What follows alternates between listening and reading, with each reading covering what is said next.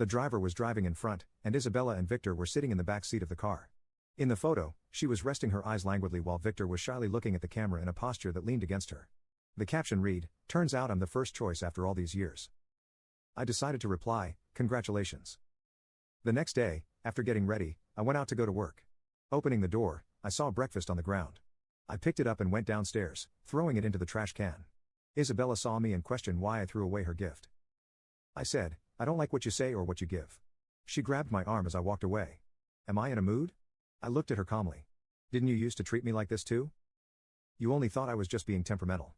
He has a serious stomach problem, and the doctor instructed him to have regular meals to make his stomach more comfortable. I took a particular course to learn how to make nutritious meals, but none of the nutritious meals I made ever entered his mouth. If I hadn't accidentally seen him giving the nutritious meals I made to Victor, I wouldn't know if I would be kept in the dark forever. Isabella was speechless. After a while, she said, "He is physically weak and needs the nutritious meals more than me." "Really? One with a stomach problem and one physically weak? You two are quite a match." I didn't have time to chat with her, so I left, shaking off her hand. Next, I focused all my attention on work, ignoring the messages she sent. Even the gifts and meals she sent were returned unopened. When my friends invited me to go shopping and watch a movie, I no longer hesitated. I did whatever I wanted to do, feeling much freer. Without Isabella and Victor, my troubles were reduced by more than half. And what was left was the joy of being alone. If Jason hadn't suddenly called, I would have almost forgotten about their existence. "Alex, when are you coming? We're all waiting here. Just missing you." I was bewildered. "Waiting for me? Why? Isn't it you and Isabella who are treating us to dinner? Hurry up and come over. We're waiting for you." He ended the call directly. Jason sent me an address and private room number. I hesitated for a moment, thinking it was time to clarify and make a clean break. I went to the address Jason sent me and found out this was the restaurant I had mentioned before. I told Isabella at that time that I wanted to try it, here to see if the food was really delicious. She always said she was busy, so I never had the chance to come. I followed the waiter's guidance to the private room, only to hear Jason's voice before I could step inside. "Alex has quite the temper, doesn't he?" We had to call him again and again before he finally agreed to come. "Isabella has humbled herself, yet he still won't give her the time of day. He's really spoiled." Victor chuckled, saying teasingly, "Guys are like that. A bit of a temper is normal. Alex is just too insecure, not quite trusting Isabella. He'll come around eventually.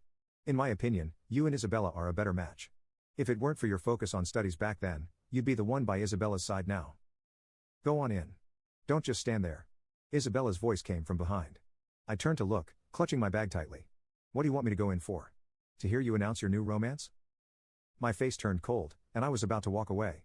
Jason and Victor exchanged glances, and Victor said quickly, "Alex, since you're already here, have some dinner before you leave." I looked at him indifferently. "No. I can't eat with you guys around."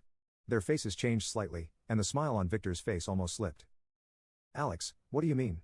I didn't look at him, focusing my gaze on Isabella. "He calls you every time he has an issue, and you always rush to his side without hesitation. I didn't understand why before, but now I do. Do you find it amusing to put on this act in front of me?" Isabella's face turned stern. "What nonsense are you talking about? I've said it before. I see Vic as my brother." Victor turned pale. I had been so passionate about Isabella, but it might just be a joke to them. No matter what your relationship with Victor is, I've said it. We're over.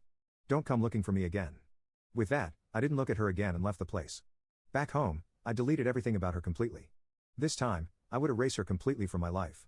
Not recognizing her once was a moment of confusion. Doing it repeatedly would be foolish. After removing Isabella from my life, I threw myself into work.